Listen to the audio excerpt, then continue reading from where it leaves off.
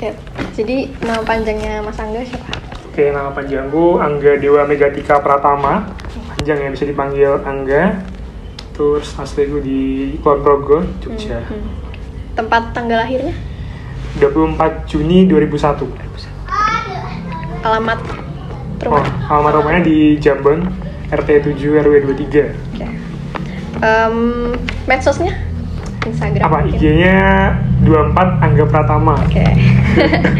Oke, proses bisa jadi dokter sekarang gini gimana? Masuk ke dokteran? Prosesnya panjang sih. Kalau apa dari persiapannya atau gimana ya? Persiapannya. Dari persiapannya. Jadi dulu kan SMA-nya dari SMA 3 Jogja, di dekat Pridosono situ kan. Iya. Nah, disitu dulu sebenarnya awal kelas masuk SMA tuh aku belum kepikiran tuh mau masuk kedokteran atau enggak gitu kan. Terus baru kepikiran itu ketika kelas 11 ya berarti. Kelas 11 tuh baru kepikiran karena kelas 10 tuh kayak nilai biologi tuh kayak jelek gitu, kalau suka gitu kan materi biologi gitu kan. Terus kelas 11 tuh kayak udah materi tentang sistem-sistem indera itu. Wah, menarik nih gitu kan. Ini udah ada bayangan nih pengen masuk kedokteran. Oke. Terus kelas 12 tuh akhirnya aku mantap nih karena aku penasaran juga, teman-teman juga kan. Rumah aku kira-kira cocoknya di mana nih gitu kan. Oh, kedokteran udah.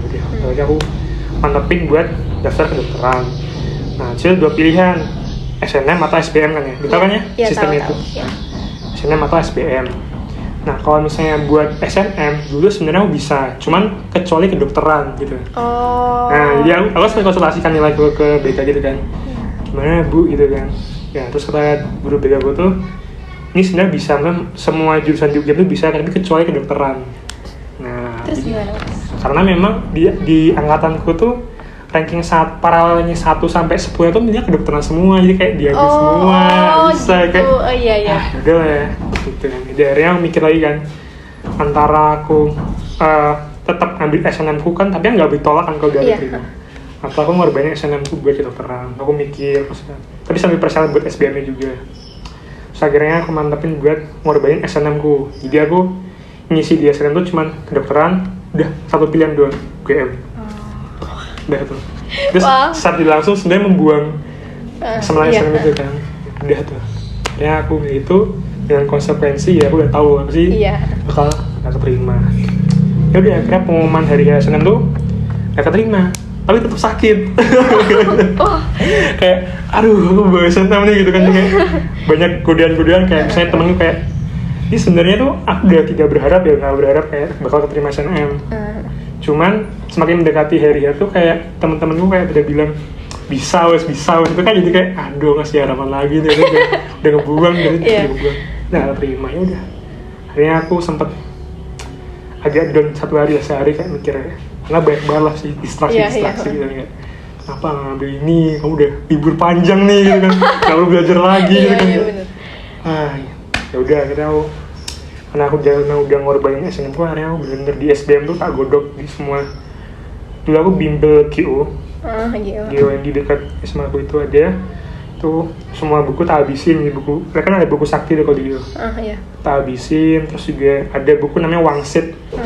Konten itu kalau mau beli ada, tak habisin juga. Pokoknya semua sumber tuh tak habisin pokoknya tak maksimalnya lah, karena ini kayak kesempatan terakhir itu loh, nggak pengen kayak, karena sainganku tuh nggak cuma angkatan dulu angkatan atas yang udah berpengalaman, mungkin udah punya pengalaman sebelumnya, udah persiapan juga udah matang kan. Udah akhirnya kita habisin semuanya, udah tuh sampai hari SBMPTN kan ya, udah banyak lah dramanya. Pokoknya dulu tuh tempatku tuh ada drama gara-gara ada yang bilang kalau benar itu dapat poin, terus salah itu nggak dapat poin. Tapi kalau ada yang bilang juga kalau misalnya salah itu dikurangi poinnya.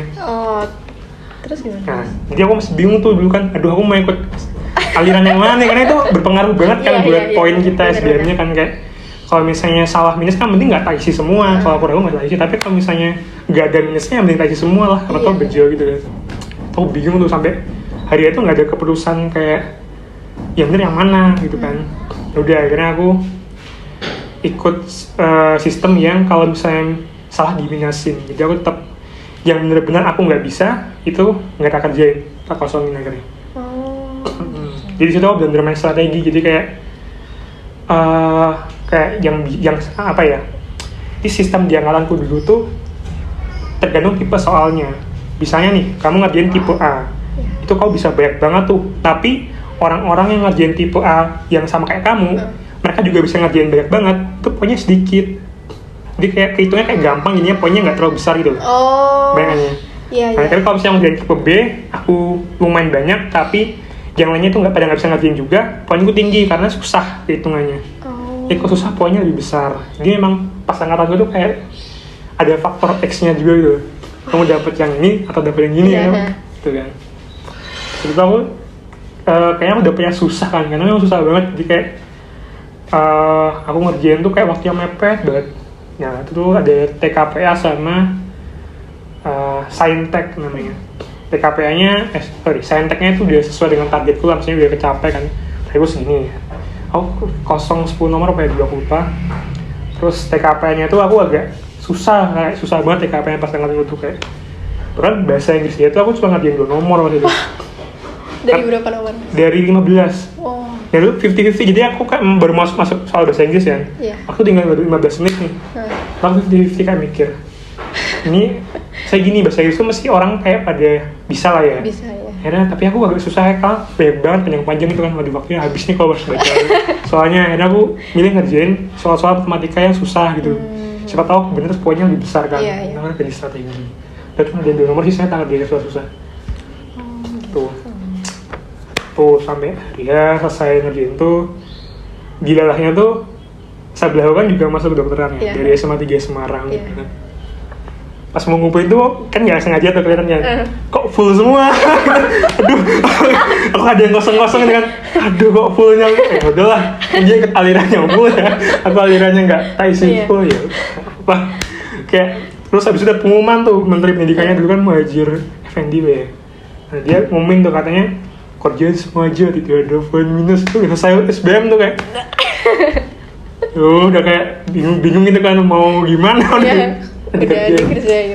Ya awal cuma hibur tuh kayak cuma lihat komen-komen, bisa ada komen-komen lucu tuh kan ya. Biar terhibur kayak ada teman sepernasipan gitu kan. Tuh. Terus ya udah akhirnya aku nyiapin akhirnya bener-bener terakhir deh UM tak siapin bener mateng gitu kan. Dan untungnya pas semuanya SBM alhamdulillah keterima. Kayak yes gitu ya. Terus sih, Terus hal yang buat semangat gitu apa? Buat masuk ke kedokteran?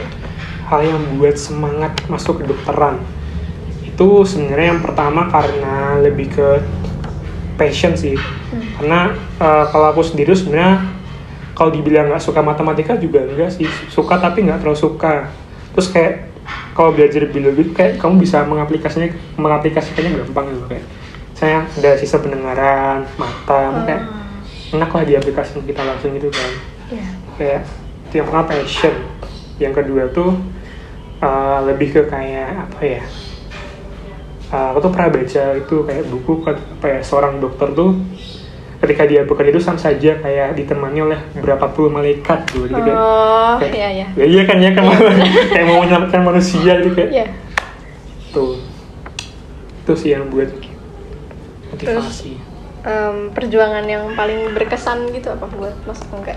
Selama belajar di kedokterannya atau gimana? Selama buat masuk kedokterannya gitu. Masuk kedokterannya. Iya, masuk kedokterannya. Yang paling berkesan itu sih ya di yang tacetnya di yang persiapan buat masuknya ya. Buat SBM-nya karena di situ kayak dikasih 2 pilihan nih. Mau main aman udah terima teknik tapi nggak sesuai yang pengen, atau ngorbanin tapi kamu harus ya konsekuensinya kamu harus lebih keras lagi buat memperjuangkan ini karena nggak gampang, karena saingannya juga nggak cuma angkatan doang kan ya angkatan atas. Jadi kayak menurutku apa ya, itu sebuah keputusan yang tepat sih menurutku. Kalau misalnya dulu aku kayak takut buat mengambil untuk mundur buat maju ke depan lebih jauh tuh, mungkin aku sekarang bukan di kedokteran. Iya. Karena aku kayak udah main aman aja. Terus kayak koas gitu mas, jam mulainya gitu kan?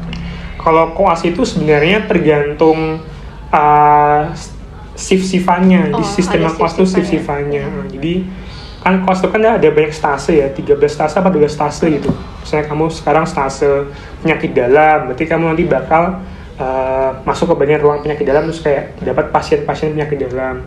Jadi biasanya adik-adik koas tuh kayak kita cuma dengerin, terus lebih ke inisiatif sih sebenarnya kalau koas tuh. Jadi kayak bukannya misalnya nih aku dokter nih ya, Priska jadi koasnya, misalnya Priska lagi main HP, ya udah aku dokter kayak nggak bakal kayak Priska kamu jangan main HP, sini banding, nggak bakal kayak gitu dokternya. Jadi inisiatif sendiri ya? Nah, inisiatif sendiri, kayak bodo amat dokternya, karena kan fokusnya ke pasien kan, bukan ngajarin kita kan. Beda kayak kita kuliah kan mesti kayak kamu lagi main HP ditegur, perhatiin materinya. Ini kalau koas tuh lebih kayak ya kamu udah harus punya tanggung jawab sendiri nih, kamu udah harus belajar buat inisiatif nih, belajar dari yang lebih senior lagi gitu. Jadi sebenarnya koas tuh ya intinya mandiri, sama kamu harus menggali lebih banyak lagi lah dari yang udah berpengalaman. Gitu. Terus hal yang disiapin kalau mau koas gitu gimana? Kalau mau koas tuh yang disiapin itu yang pertama pasti belajar materinya ya, karena kan mesti kalau koas tuh kok bakal ditanya-tanyain tuh, misalnya lagi materi lagi stase obscene itu kayak mau melahirkan gitu kan, tanyain butuh berapa suntikan dosis oksitosinnya, misalnya biar kontraksinya berhenti, biar nggak pendarahan terus-menerus kan, atau mungkin butuh berapa dosis vaksin hepatitis B-nya buat ibunya. Jadi kayak pertama harus siap belajar biar nggak pelongo-pelongo ngangong gitu. Iya. Terus tantangannya gitu? Tantangannya kalau koas tuh yang pertama itu pasti jelas setiap stase tuh ada tantangannya. Karena beda-beda kan, jadi kita mau nggak mau tuh sebenarnya kita bukan memilih lebih suka ini, kita harus suka semuanya dari awal. Kalau enggak nanti misalnya aku nggak suka ini, nanti jatuhnya aku malah bakal susah banget buat belajar sendiri, harus bisa semuanya. Cuman nanti mungkin akan ada beberapa yang kayak wah ini lebih enjoy nih gitu. Biasanya kalau misalnya mau ke spesialis kan gitu, dari kelas gitu kan. Jadi kamu misalnya aku lebih enjoy di obscene, berarti besok kedepannya mungkin aku bakal masuk obscene, tapi semuanya harus bisa. Terus juga tantangannya teman-teman sendiri juga sih, karena kan ibaratkan itu kan di situ kan kita kayak nggak semua tuh bakal dapet kesempatan nih misalnya buat nyoba, ya kan banyak kan, jadi kita tuh kayak dibagi kelompok-kelompok gitu, misalnya satu kelompok berapa ya, 7 kan 8 gitu kan ya. Nah itu kita mesti nggak bakal tuh 7 orang bakal nyoba ngelakuin misalnya masang endotracheal tube gitu masuk ke dalam sistem pencernaan gitu, nggak mungkin semuanya bakal dapet kesempatan. Jadi memang kita harus ya pertama sih cepet-cepetan dan juga harus siap-siapan kan, nggak mungkin kita kayak cepet-cepetan tapi kita nggak bisa kan. Iya. Nah, jadi kita terus sih. Kendala yang pernah dihadapi terus kayak solusinya gitu apa mas? Pas apa? Pas koas. Pas koas, kendala yang dihadapi pas koas. Itu mungkin lebih ke belajar itu sih ya, menyesuaikan dengan sistem rumah sakitnya, kan kita beda-beda tuh tempatnya. Kan ganti-ganti rumah sakit kan ya, bisa jadi sistem di rumah sakit ini kayak gini beda, jadi kita harus menyesuaikan juga nih, oh maunya kayak gini, terus terus sistem rumah sakit yang di X kayak gini, jadi kita juga harus menyesuaikan. Karena apa ya, kayak sistem kedokteran tuh sebenarnya nggak saklek di satu sistem gitu. Di misalnya panduannya A tuh nggak semua mesti merujuk ke panduan A. Iya. Mesti ada beberapa tambahan kayak diubah-ubah. Jadi memang beda nanti dapatnya. Itu dia sudah menyesuaikan. Ya solusinya ya harus mungkin kayak tanya-tanya cutting sebelumnya yang udah pernah nih pengalamannya gimana di sini. Kita bisa belajar tuh. Mungkin bisa minta file-filenya atau mungkin belajar tips and triknya kalau misalnya hidup di sini, misalnya contohnya misalnya koas di Banyumas itu kan mesti udah harus hidup sendiri, terus juga jam koas itu kan nggak paten ya, fleksibel gitu kan, bisa aja kamu sore-sore disuruh balik gitu, jadi harus siap setiap salah gitu. Oke, terus pesan-pesan buat kayak misalnya anak-anak lain yang mau masuk ke kedokteran gitu gimana? Pesan-pesan buat anak-anak yang pengen masuk kedokteran itu yang pertama pasti harus niatin bener-bener ya, niat masuk kedokteran itu bukan buat dapet duitnya gitu, karena memang sebenarnya kamu masuk kedokteran tuh duitnya malah nggak sebanyak yang dipikirin gitu. Kayak ya standar UMR Jogja itu segitu aja gitu kan. Nah tapi kayak mungkin banyak karena mungkin individunya itu bekerja keras, kayak mungkin nggak cuma di satu rumah sakit, terus juga berusaha buat daftar spesialis dari beasiswa itu mungkin akan tambah masukannya. Jadi bukan mindsetnya jangan buat uang, tapi memang diarahkan untuk menolong sesama lah, gampangnya seperti itu. Jadi memang tujuan kita masuk kedokteran itu buat belajar, dan ingat belajar itu juga pola pikirnya dari SMA ke kuliah itu juga harus beda. Di belajar kita di kuliah tuh bukan buat mencari nilai, jadi kita belajar tuh buat buat diri kita, buat orang lain. Karena kalau misalnya kita itu belajar juga nggak maksimal atau cuman formalitas doang, nanti dampaknya itu bukan ke kita tapi ke keselamatan orang lain gitu. Baik masalah kedokteran dan kesehatan, kamu salah masukin dosis aja udah beda deh gitu kan. Kamu dosisnya gini, kamu naikin sedikit dia kencang-kencang, kita nggak tahu kan. Jadi memang harus ingatnya dibenerin lagi lah. Terus harapannya buat generasi muda gitu gimana? Harapannya buat generasi muda yang pasti karena kalau kedokteran itu kan long life learner ya, jadi belajar terus. Harapannya semoga kedepannya juga banyak generasi muda yang tentunya itu lebih kritis lagi, lebih lebih bisa